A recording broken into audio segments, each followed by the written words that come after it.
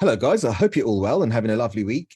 Tonight, Middlesex University Product Design Engineering, and Design Engineering are excited to host the 20th talk in the annual guest lecture series. So this series runs weekly throughout the academic year on Thursday evenings, bringing together a vibrant mix of speakers from across the full spectrum of design and engineering.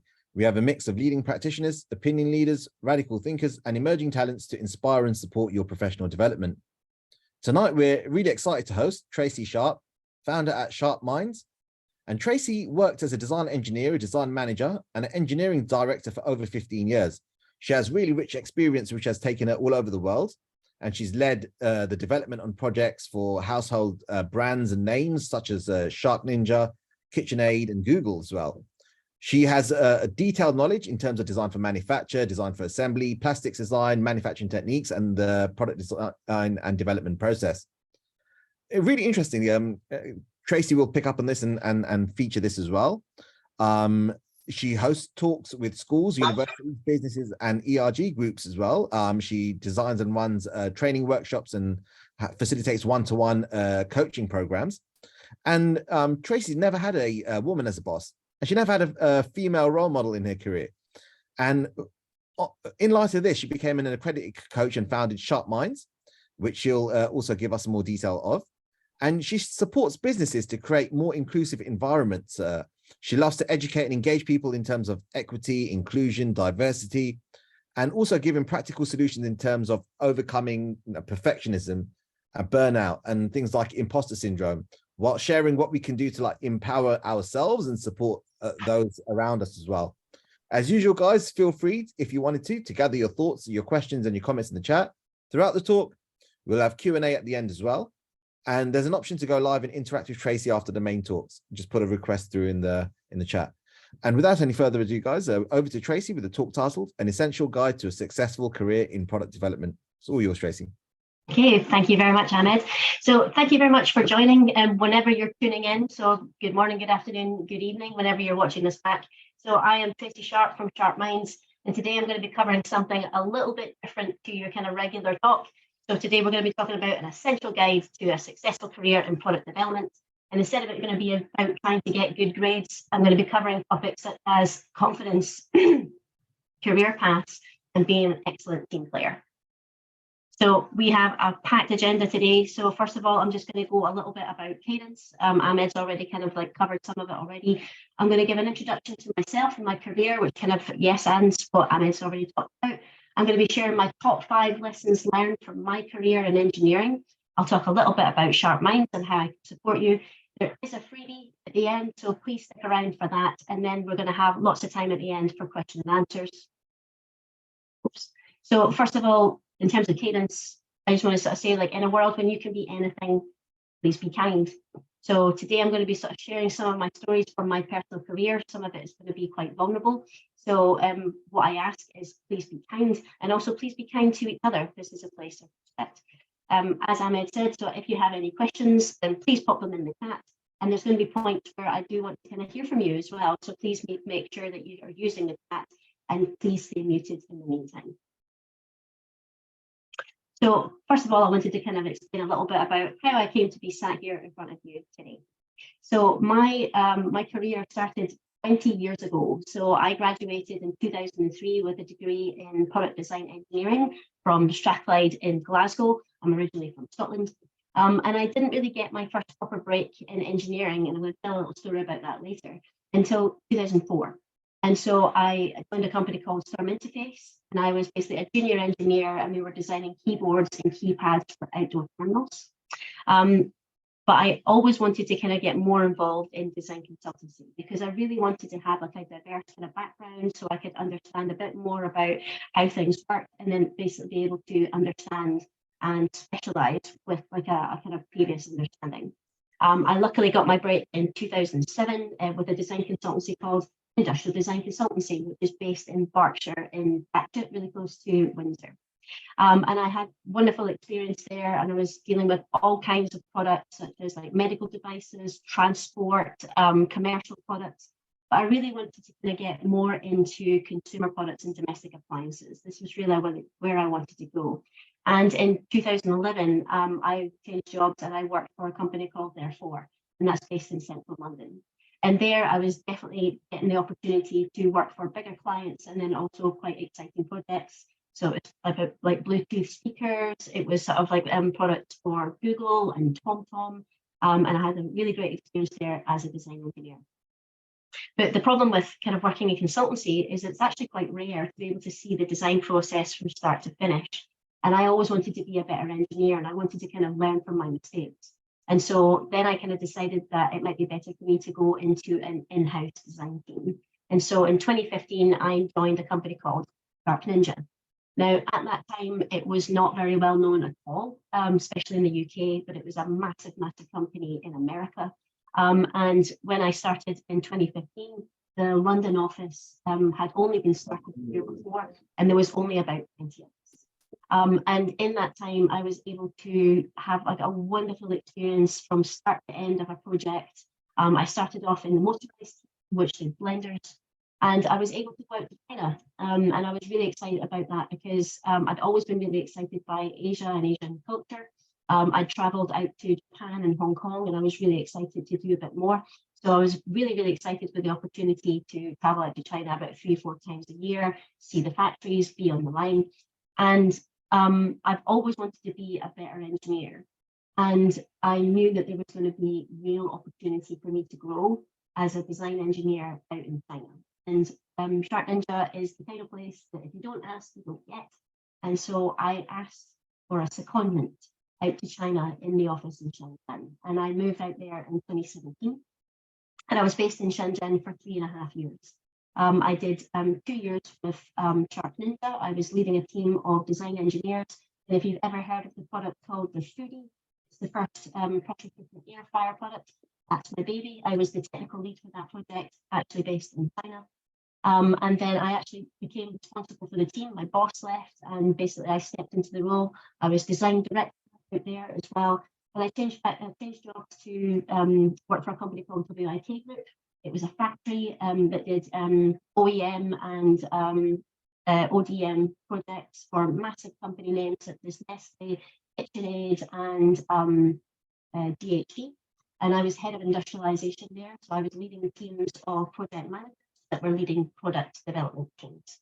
I was out in China when COVID happened in 2020. And so that was definitely my cue to leave the country. Wasn't quite ready to move back to the UK, so I actually found a job in Italy.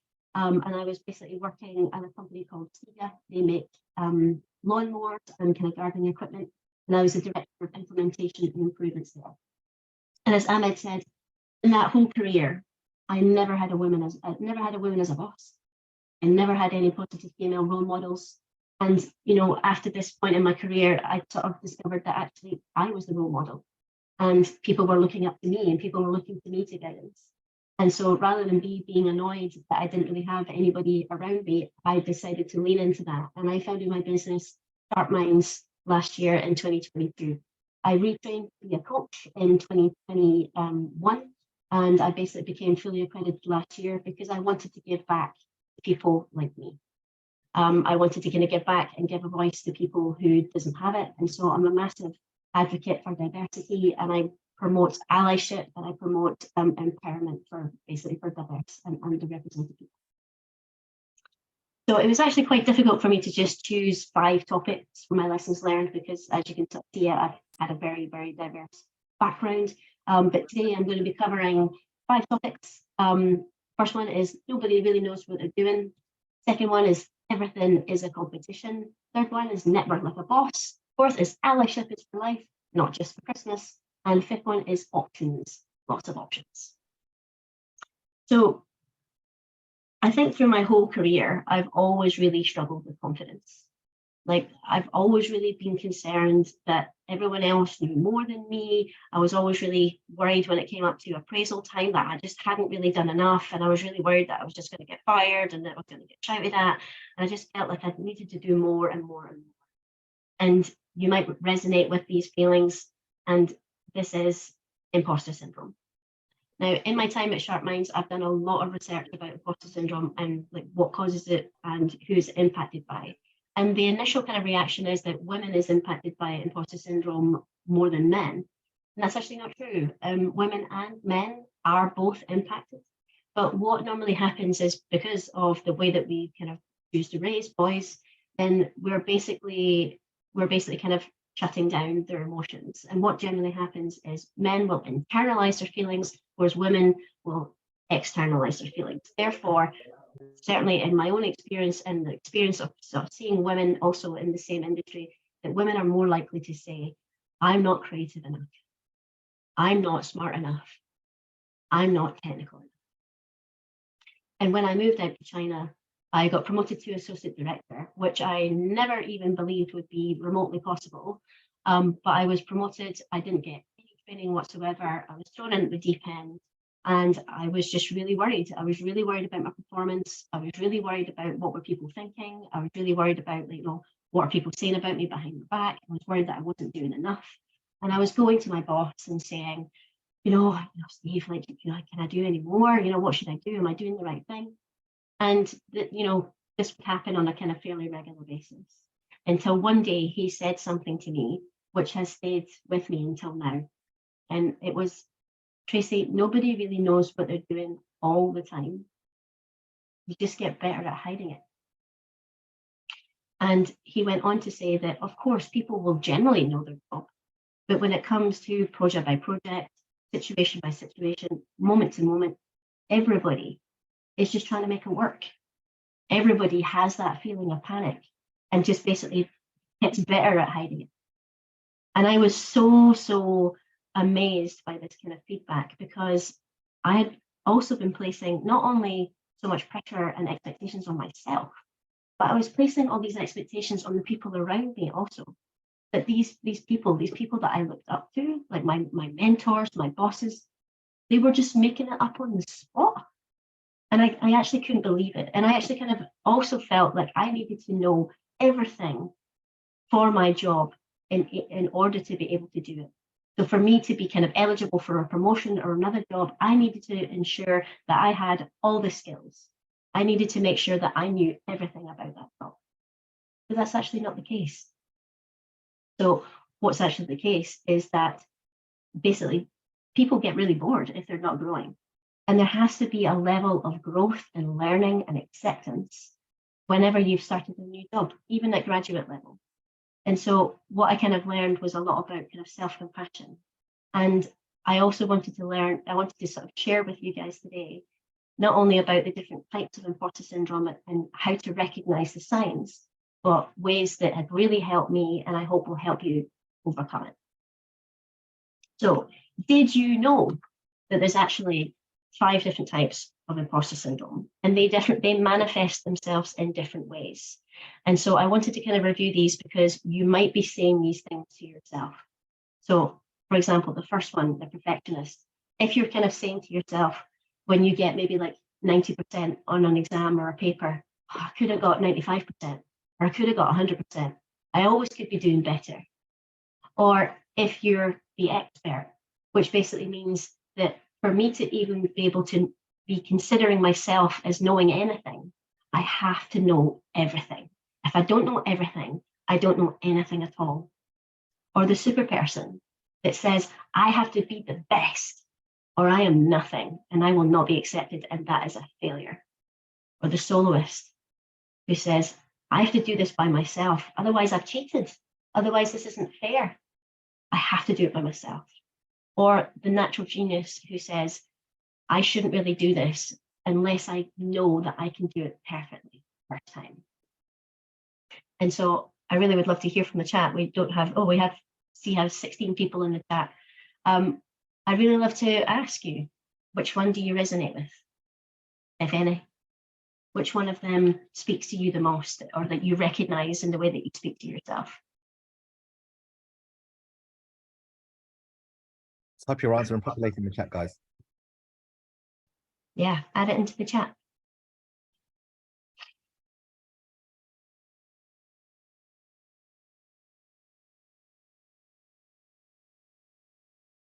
Or is there some of you that it doesn't resonate? Yeah, all of the above. Any more?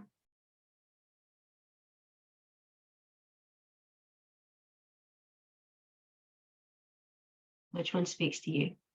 Or maybe none of them speak to you. If none of them speak to you, then let me know also. Perfectionist. At least 3. So I resonate with all of them. And what I wanted to sort of share with you is that the statistics show that 70% of people, all people, will have experienced imposter syndrome at least one time in their life. Therefore, the first thing I want to say to you is you are not alone. We're all going through this journey. And the worst thing is that everybody thinks that everybody else is doing okay. And so what I wanted to share with you now, find my mouse, is some tips to kind of overcome imposter syndrome. And the first one I want to talk about is be mindful of your comparisons. So a friend of mine, she coined a phrase called comparisonitis. And basically one of the main triggers for imposter syndrome is you comparing yourself to someone else. But actually, what I want to kind of say to you is this comparison that you are making with this person, is it actually relevant? So are you actually comparing someone to someone who has a completely different background to you, who has completely different experience, who's got completely different training? Is it relevant for you to make that comparison? And is it fair? Is it actually fair of you to compare yourself, like if you're like a student or a graduate, and you're comparing yourself to someone who has 20 years of experience? Is that actually fair? But actually, is the comparison that you are making, is it actually a secret for you that's being shown, which indicates a direction that you might want to take your career? Because jealousy or comparisonitis, there's normally an indication of an aspiration. So if you're actually noticing a pattern in your comparisons to other people, pay attention to that, because it might actually inspire you to be able to go and talk to your manager, or to even kind of make the decisions now. What is it that you maybe want to retrain in, or maybe you want to learn a bit more about? So pay attention to it. It does, if it's not well managed, it can kind of get out of hand. But if you're paying attention to it, it can actually help. I also wanted to talk a little bit about self-talk, positive self-talk. So the brain is very smart. So there's a book called Every Word Has Power that was written by Dr. Yvonne Oswald. And it basically sort of says that the brain will pay attention to the language that you choose to say to yourself, whether or not you are using the word not. So for example, I'm not going to fail. I'm not going to fail. You know, overall, this is quite a positive thing. But the brain will pay attention to the choice of the word fail. And so your brain will be telling you fail, fail, fail, fail, even though you said not. Other examples. I am afraid. Sorry, I have no, I'm sorry. What is a better way to say it is to actually choose better words. So rather than sort of saying like, I'm not going to fail, sort of like you can basically choose to use more empowering words to yourself. So for example, rather than saying, I am afraid, you can say, I have no courage, because your brain will then tell you courage, courage, courage. Or potentially you can say, rather than saying, I'm broke, you can say, I'm not rich. I don't have the money right now. I'm not rich. So basically your brain will kind of continue to empower yourself through the choice of words that you use. So try to use a language that is more empowering. Growth mindset is so important. And so there's this wonderful woman called Dr. Carol Dweck, and she's written a book about mindset and the power of using the word yet. So we all start from zero, and we all have to learn. We're all in our own journeys. We all have our own kind of backgrounds. We all have our own knowledge. And what is much more empowering is to say to yourself, I don't know about this yet, as opposed to I don't know anything about this.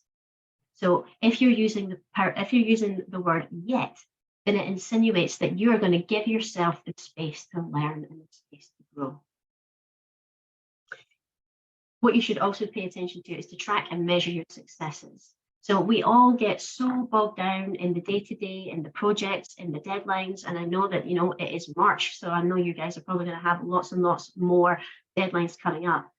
But rather than sort of focusing on this, you should really pay attention to what you've already achieved. Like, how far have you already come?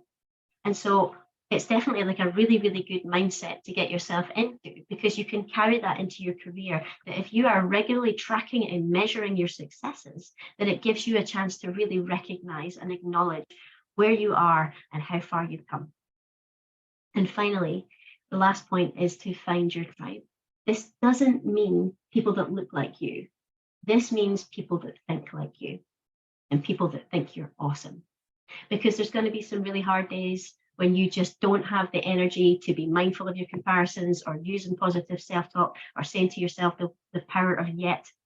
Then surround yourself with people who think you're awesome and people that will actually say to you externally about how awesome you are and how far you've come.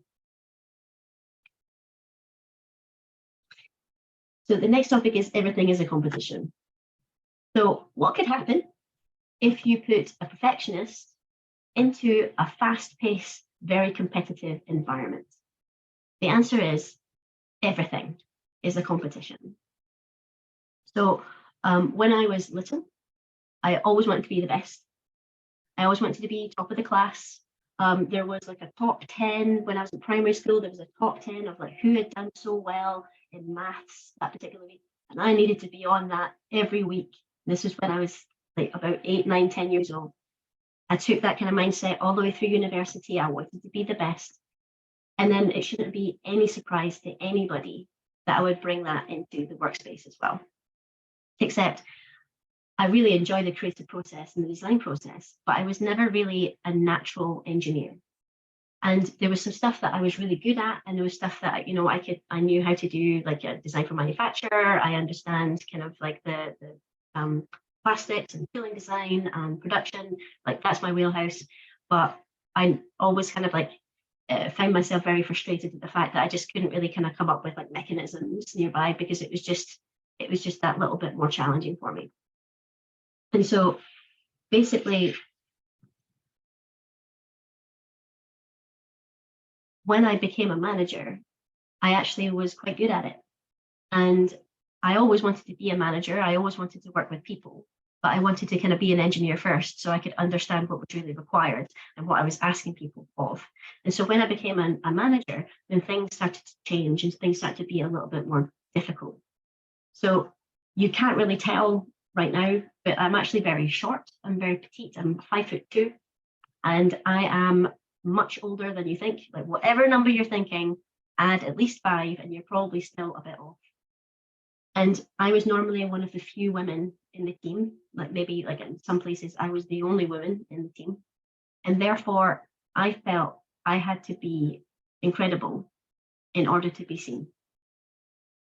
And I wanted to bring this up today because there might be some perfectionists in the audience that can kind of resonate with the way that I feel. And I want to sort of share like how that could come up and how that would kind of manifest at this point in your journey. So what I sort of see, and I noticed in myself being a perfectionist, is that you want to be the best, you want to be involved in the most things. And how this kind of manifests is like when you're writing your resume or to get your placement or to go out into the world after you graduate, it's really, really tempting to put everything that you've done on there. And so what I wanted to sort of explain today is that please make sure that you list in what is relevant. So it is not my responsibility as someone who's reading your resume to pick out why you are awesome. So please don't like overwhelm the person that's reading it. You normally only get maybe about 10 to 20 seconds of someone's full attention to look at your resume. And therefore, how you're awesome has to jump off the page. Like if it's completely full with lots of different details, I can't find it. And it's not my job to find it. It's your job to make sure you tell me why you're awesome. So therefore, don't overwhelm it and be relevant. So like pay attention to, what is the company about? What experience do you have? And especially in product development, your stuff that you should be writing about should be ensuring that you can communicate that you understand product development process. So please make sure that you pick out the little nuggets of the best stuff and make it very, very easy to read, rather than just like putting everything that you've ever done ever. I wanted to talk a bit about under-promising and over-delivering. So being a perfectionist also, how that's kind of got me into sort of situations has been when I've been saying yes to everything. And basically, not only have I been saying yes to everything, but I've been saying yes to everything and in a very compressed time frame. Because what will happen is if you say yes to something, if you absolutely like kill yourself trying to do something, and then you do it, brilliant, you get it done, you hand it in, that person will probably ask you to do it again, but with less time and less resources. And this is something that comes up time and time and again. And it's something that I've fallen, it's like definitely like a lesson that I learned the hard way, that I've fallen into that kind of trap. So what I suggest is if you under promise and over deliver. So basically, if you basically already have an idea of how long something's going to take, and then basically add in a little buffer because shit does happen, things just go wrong, add in a bit of buffer. And then if you do finish it early, brilliant, send it in a little bit early, but give yourself that grace, because it can be very, very destructive to kind of continue that pattern, because it will always be compressed, compressed, compressed. I did also want to share a little bit about 2 yeses that you can basically use moving forward. And the first one is yes and. So if you are a perfectionist like myself, then if someone is basically giving an idea, or maybe there's like a brainstorm, then it is very, very easy to say, no, that won't work. No, that can't happen. No, this isn't going to work, X, Y, Z. It can be very, very difficult to work with a perfectionist if this is your mindset. So what I really want to share is the power of yes and. So yes and is the foundation of innovation. And even if someone pitches something and you like, the initial reaction is, well, that's a terrible idea, I don't like anything about that. Please, please, please try to think about one thing that you do like about it. So you say that, yes, I like X, Y, Z, and we can add ABC. Because if you're basically shooting people down, then it basically builds a culture that of non-innovation. It's not something that is really easy to work with. So if you're yes-anding people, then it definitely kind of builds that trust, and it builds the opportunity to collaborate. The other one I want to explain is yes, but. What I kind of learned also the hard way is that if someone asks you to do something and you say no, then what normally happens is that person might go away, and then they talk to their boss, and then they talk to their boss. And then what happens is a couple of days later, they'll come back to you and say, oh, yes, you will. And what happens is like the timeline's normally the same, and you've just lost a couple of days, basically. So what I want to sort of share is like, what is really useful and really served me is saying yes, but. So get really good at trying to understand what is the compromise that you're going to have to make.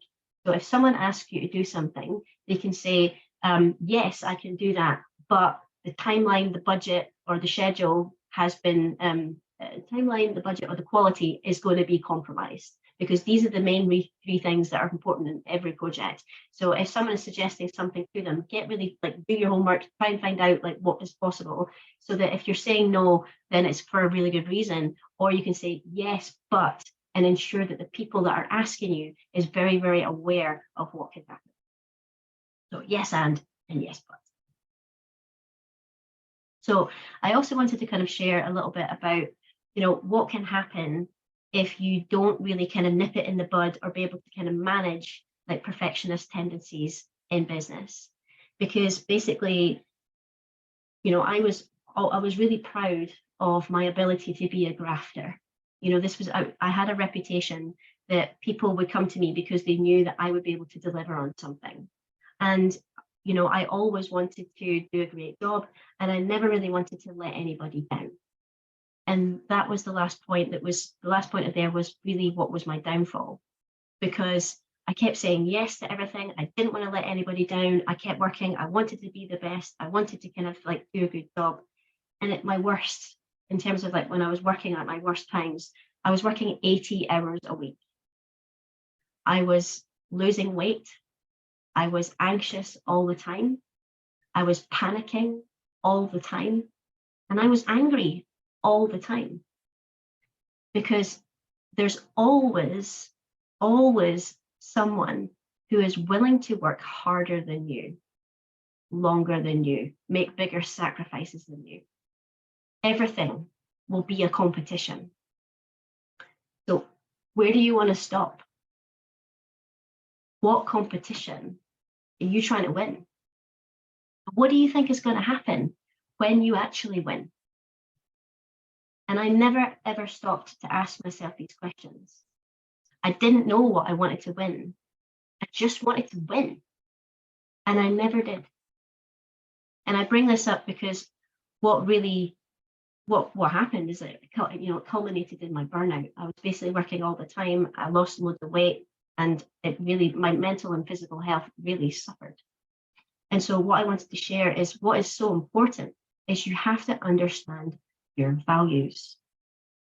If you understand your values, then you'll be able to honor yourself. Because if you don't know your values, then you'll be working to the values of the business that you work for or the person that you're reporting to. And that may or may not align with who you are. And if you also know your values, then you can set your boundaries. Because, it's really easy for someone to say to you, oh, just finish work at 6 o'clock, just clock off. But if you don't know what your values are, then you can't create your boundaries. And therefore, the boundaries that come from someone else are not going to be aligned with what is important for you. Therefore, it's really important for you to be aware of your values now moving forward. So not only can your boundaries be aligned to that, but your personal actions can also be aligned to that. What company that you choose to work for, how you want to show up, like what you want your career path to be. It's all related to values.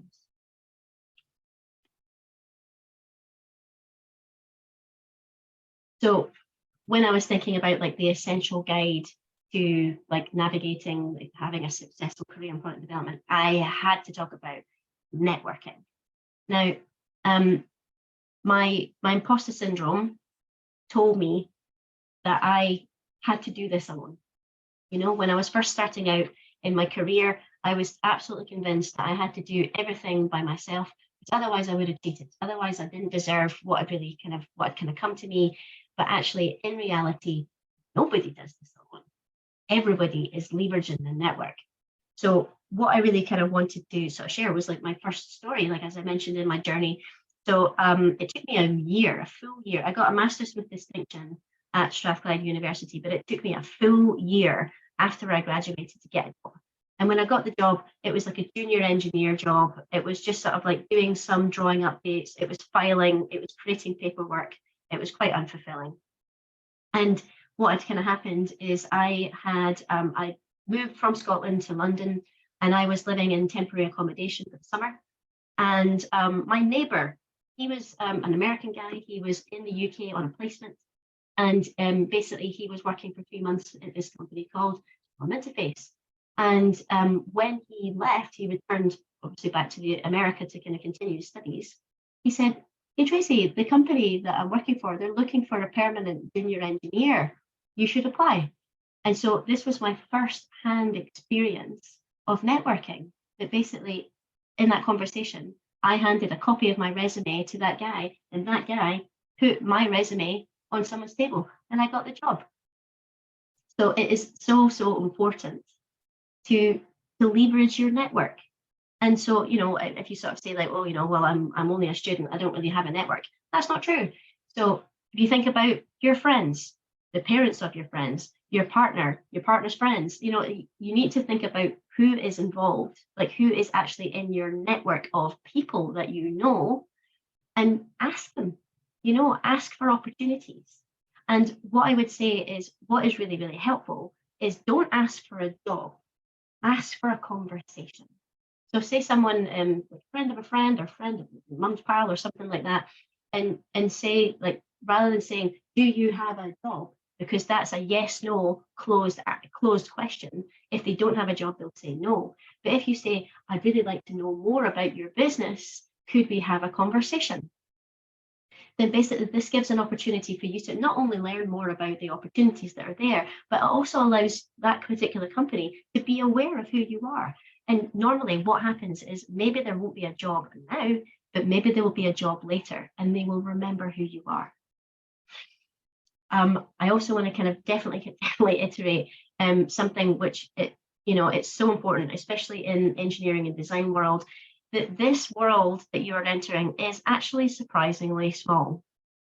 Therefore, be kind, because what will happen is inevitably is even the people that you are sort of in the room with right now, you will almost certainly cross paths again. And as I mentioned, everybody is using their network. So say, for example, I get your resume and I sort of see that you did a placement at a company. I know someone at that company. I will definitely contact that person and ask about you, because everybody knows everybody, everybody's well connected, and the world is very small. So therefore, it is not about being the top dog. It's about being a team player. People will remember how you treated them more than anything else. So what I want to sort of share a story about is when I graduated, I went to a company. I was a graduate, like really young, in my 20s. And basically, I had a colleague who was incredibly talked down a lot about graduates. So I said, like, university is a waste of time. Oh, there was a really bad design mistake made. A graduate must have made it. And in the end, it was really hurtful. And I was genuinely really, really hurt by his comments. I think he thought he was joking, but I didn't see it as a joke at all. It was very hurtful. It wasn't even microaggressions. It was macroaggressions directed at me, the only graduate. Cut to 12 years later, when I was a design manager and I was recruiting for people on my team.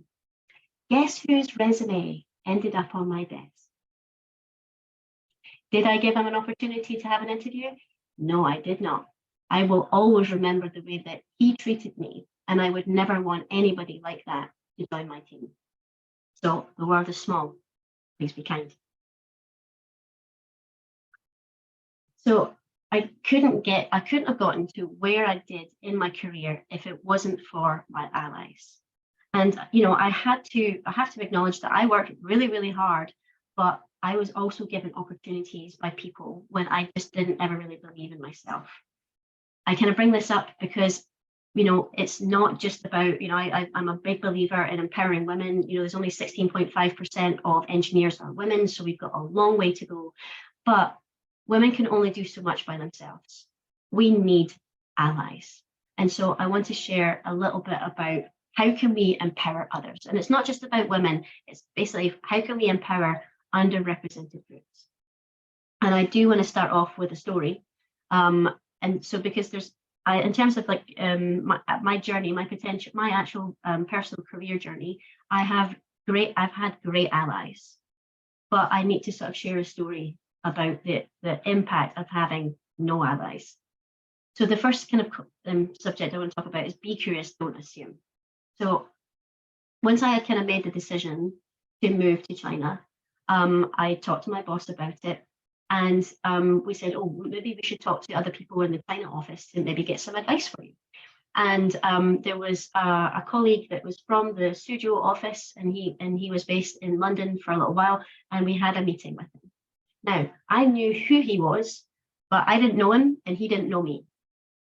And basically, he'd been out in China for a few years, and I basically expressed an interest. And he said, Tracy, you shouldn't move to China because you're a woman.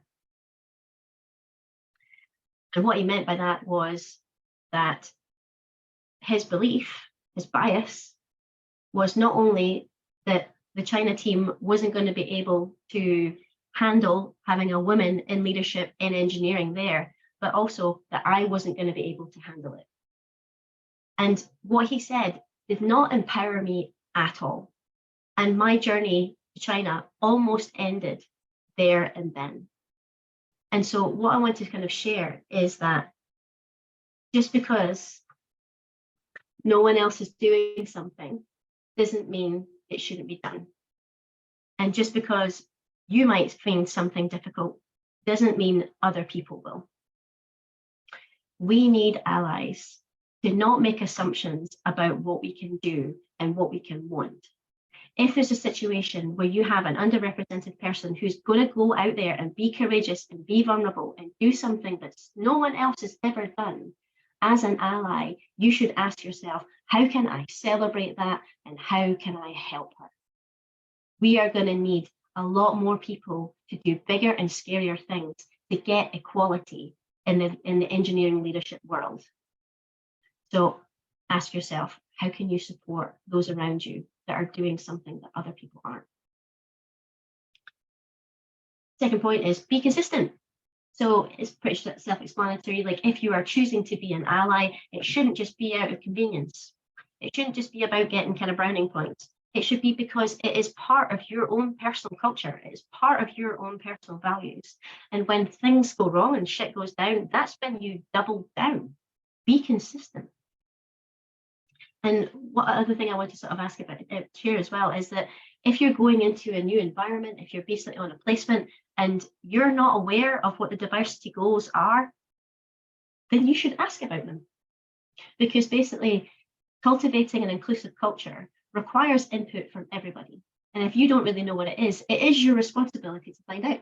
Because how can you find out about, how can you be a good ally if you don't really know what the future goals are for the business? I also want to sort of share a bit about the power of creating a safe space for discussion and sharing. So I had a boss that he was one of the only ones who actually met with me on a one-to-one basis, on a regular basis. And he did a great job in just creating a safe space for me, because I really genuinely felt that he cared. Like, he would ask me how I was, mentally, emotionally, not just about the projects. And over time, we developed such a good sense of trust. And in that space, I was able to ask him for a promotion, a pay raise, and a secondment.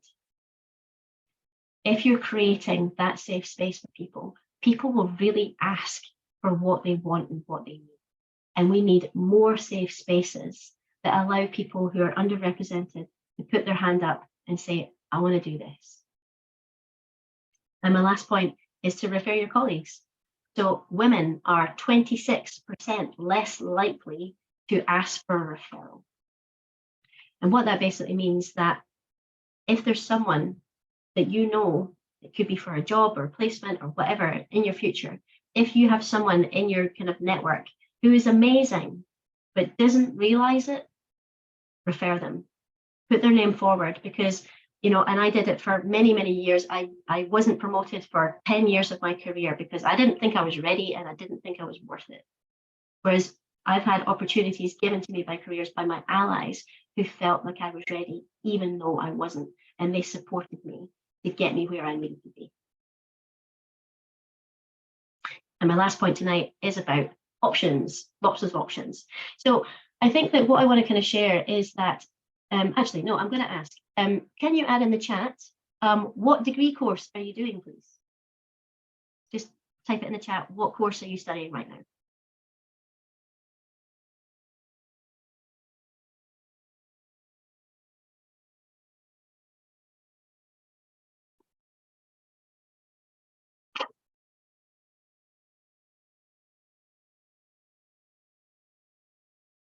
Put it in the chat.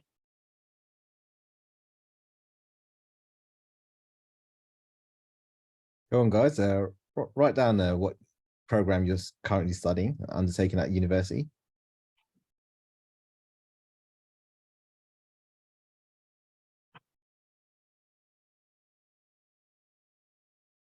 Product design. Thank you. Thank you, Tony. Product design. Awesome. Product design BA. Okay, great. So what I wanted to sort of share is that just because you have a degree in something doesn't mean that's what you have to be. What I mean by that is that if you have a degree in product design or product design engineering, you don't have to be a product design engineer. You don't have to be a product designer. in my experience in the product development process, I've come across loads of different people that contribute to it all. And so I've got a list here of some of the relevant jobs in the product development cycle, which I wanted to kind of emphasize and basically bring your attention to it, because I think that it can be really, say potentially that if you're studying something and maybe you don't fully resonate with all of the degree, but there's part of your degree that you do resonate with, then there is a potential career path for you in a slightly different field.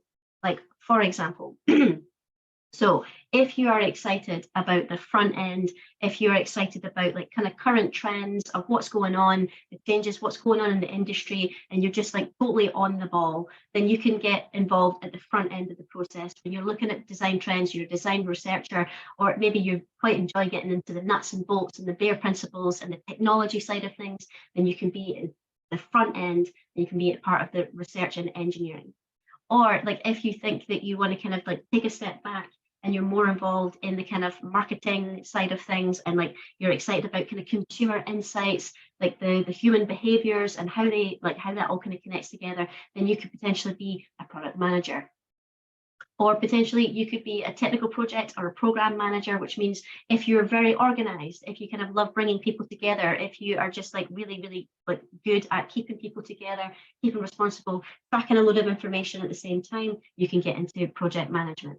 And you can do a technical project management as well if you've got the engineering degree, and we need them because we need to make sure that people are not like taking the piss and like kind of like calling, like basically saying, oh, that's going to take 6 weeks when it only takes 1.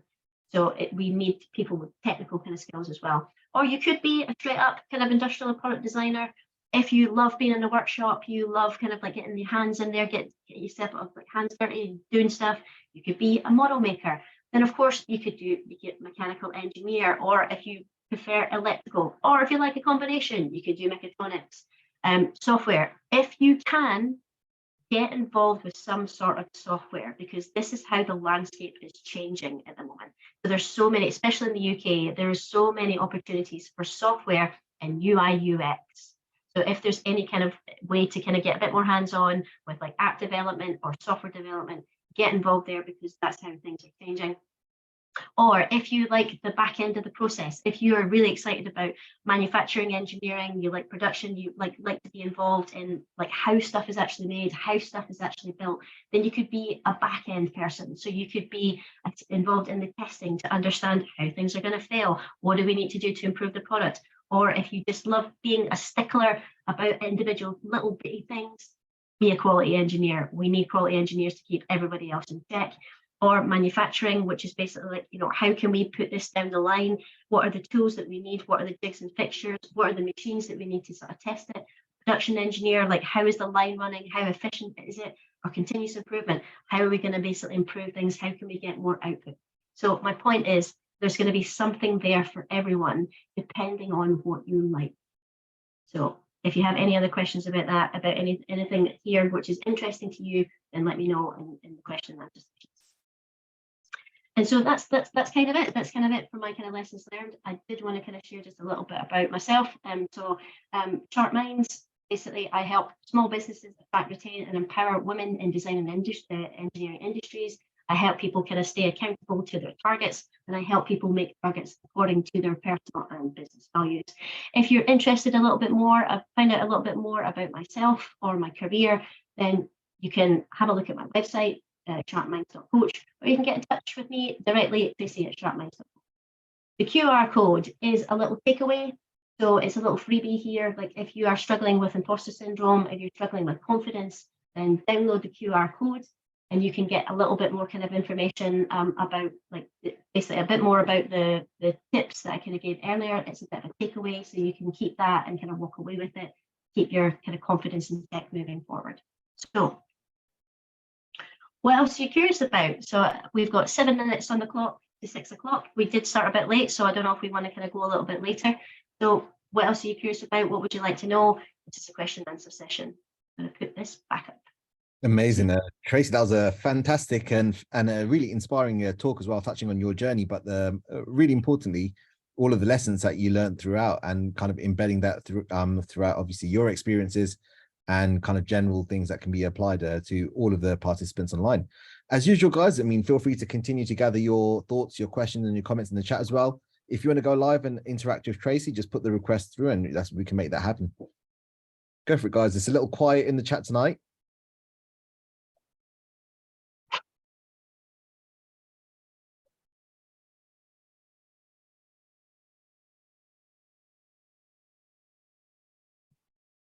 Yeah, so if you want to know a little bit more about careers in engineering or empowerment or confidence or just generally about like navigating things, women in engineering, diversity, inclusion, then please let me know.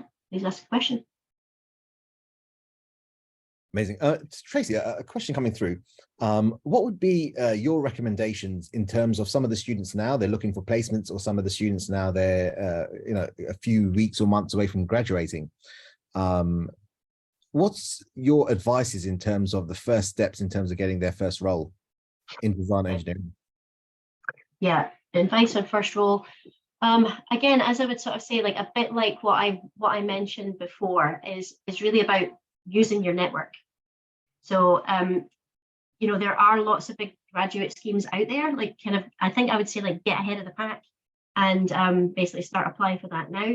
If working for bigger companies is not really interesting, then really, really look at your network, like, your parents, your friends, your partner's friends, like, everybody in your immediate sort of sphere, and ask if there is any kind of opportunities for like a free internship or like potential like paid placement somewhere like kind of nearby in your vicinity. So I would say that first. Yeah, I guess like, don't be afraid to ask around. And I think that what I would also say as well is like, if there are opportunities for networking, so I'm not quite sure, Ahmed, maybe you can help, but like if there are any kind of events that like help you kind of like mix with people in the industry, then go to them, like go to these networking events and just like show your face. Do go to career fairs, go there in person, because I think that what really makes an impact is if you've made the effort to go somewhere. Because I think that it's very, very easy just to send an email, it's just like sort of send off an application and it just goes off into space. Whereas if you like physically go somewhere, you go to a career fair, you shake a hands with someone, you make an impression with someone, that is something which is a lot more lasting, because they can really get a sense of who you are.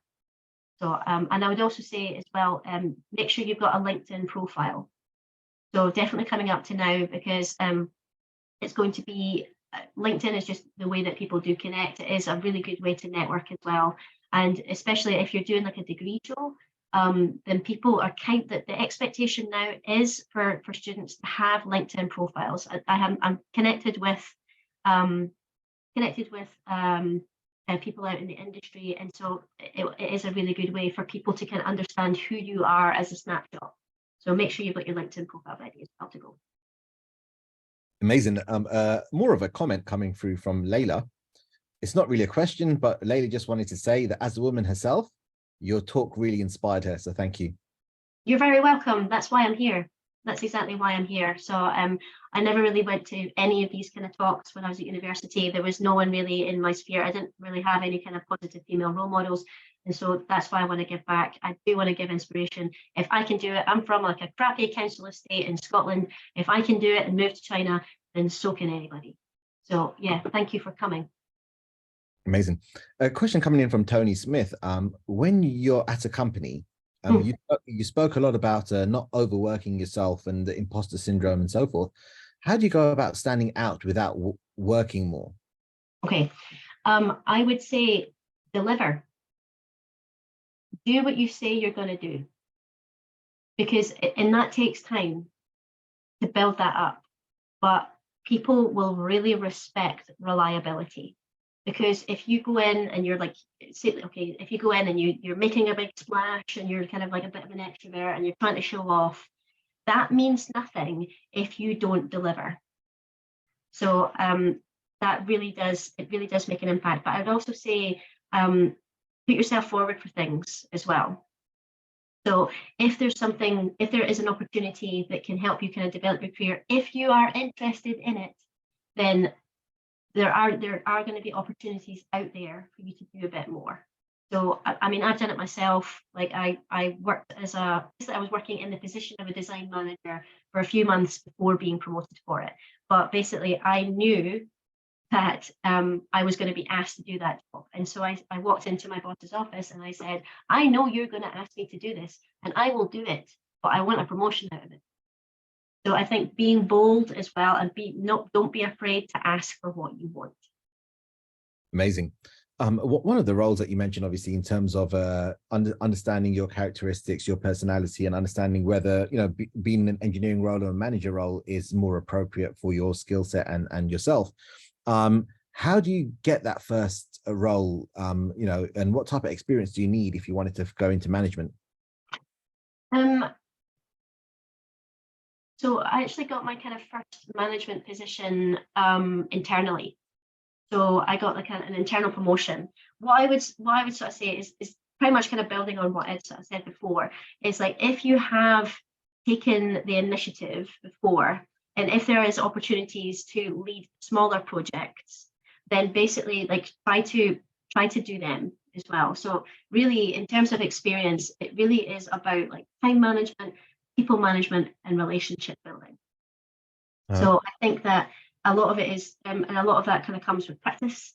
A lot of that comes with just a bit of time. I think that give yourself a few years just to kind of understand what the job actually is before going into management, because I think that it can be one of the kind of problems that people fall into in management is to ask things of people that they don't have any kind of concept of. So it's just like, oh, just fix that. It's like, yeah, you've just given us 5 years worth of work and we have no resources. So make sure that you fully understand what you're asking of people by just basically dipping your toe in and giving yourself these opportunities when they come up. Amazing. I think that leads really nicely onto the next question. In terms of do you recommend any tools or methods in terms of time management and productivity? Yes, yes. So I'm a massive fan of something called the Eisenhower matrix. Basically, it's very, very simple, and I use it all the time. I only just sort of discovered it recently, and I'm kind of kicking myself that I didn't, because like I was always a big to-do list person. But the Eisenhower matrix, it's a grid. And basically you have urgent tasks, not urgent tasks, important tasks, not important tasks. And so therefore you're able to kind of like basically decide which of these are urgent and important, and you focus on them first. And then you can kind of have a look at, if it's like important but not urgent, then you could push that to the schedule for like next week. Or if it's urgent but not important, then you can delegate that to someone else. And if it's not important, not urgent, then do you actually need to do it at all? So that's really, really helpful for me. Amazing. And I think the last question that we have at the moment is, where do you see design and engineering going in the next 5 to 10 years? And what are your thoughts in terms of AI tools that are currently emerging? Oh, that's a great question. So what I'm noticing is, as I mentioned in my kind of like previous slide, is that people are moving to digital. People are moving to software. People are moving to kind of platform development. And so in terms of design, and actually just like in terms of the technical engineering, it's definitely gearing more towards the software sphere rather than the product sphere. So like product engineering will exist, of course, but I'm definitely seeing that as a trend, which is becoming more popular in the UK. In terms of other kind of trends that I see in design and engineering, is it's all about sustainability. So if sustainability is, if you're passionate about sustainability, then it is really, really great to kind of get involved in that, because all companies are going to have to be more sustainable eventually, because, you know, the planet's melting and all that sort of stuff. So we really need to be like, a lot of companies are looking about like social justice, social responsibility, and sustainability. And how do I feel about AI? Oh, I think AI is going to be incredibly powerful and incredibly popular. And what I would say is that we can all lean into it. But what I would also say is that at this point, there are limits. So I think that it is possible to use AI and to kind of use it as a guidance for you. But at the end of the day, you need to add your own level of humanity to it. So we still need to get an input. And I think, like from my personal experience, I've been dabbling a little bit with AI at the moment. I'm using ChatGPT to kind of help me with sort of social media and posts and things. And, you really need to properly train it and take the time to make sure that it's within the realms of your language and the way that you would take. But ultimately, there's no replacement for you. There's no replacement for your brain and the way that you show up. So I think we always have to kind of keep adding a sense of humanity. We're not quite there yet, but it's really exciting the way it's going right now. Amazing. And Tracy, a final question coming through here. What was your final undergraduate project as a design engineer? So my final year project was actually it was a little tracker. So this was kind of before smartphones, but my device was a little tracker to kind of help with the safety of children. So it was a little kind of device, like a little kind of tracking device that you'd put onto the clothing here. And then the idea was like you had like a little kind of like palm sized kind of device that you can basically kind of detect the direction that the kids have gone. So it's like definitely quite out of date. It's like literally 20 years ago now, but it was kind of like a find your child app before like that kind of that world started. Amazing. And would you like to end the talk with I guess a final piece of advice for the students at this time of the year? Yes, this time of year. Oh man. So I would say you need to ask yourself, how do you define success? And because I had a student come up to me at the end of a talk at Bath University, and she said to me, you know what, like last year I worked all the hours that I possibly could and I got really, really good marks. But this year I've worked less, but I did more things to myself, and I kind of gave myself like better kind of like space mentally, etc. But my marks were not as good. And so I say to you, like, how do you define success? Do you define success purely as like 100% on a particular paper, or do you define it as a balance between doing well, doing things that you love, and spending time with the people that you love as well? So I think it's really, really important to kind of pay attention to your values moving forward, like from this point onwards. It will only really serve you. That's amazing. And also good luck. Good luck, everyone. Amazing. Tracy, thanks for taking out your time tonight and joining us. It was a brilliant talk and a great Q&A session as well. From all of us at Middlesex University, Product Design and Design Engineering, we thank you for your time and we thank you for the talk. It was brilliant to have you. No, absolute pleasure. It was a pleasure to be here. Thank you very much for coming. And for those who catch it on the replay, thanks very much for watching. Thank you. Amazing. And to conclude, guys, for all of the students, all the participants, we sent Tracy's details and to your email ahead of the talk, including links to the LinkedIn, to the Instagram and the website as well. So definitely feel free to browse and connect, and keep an eye out on your emails for the details of the speaker and the links to the talk next week. And until then, stay safe, stay well, and thank you guys. Thank you, everyone.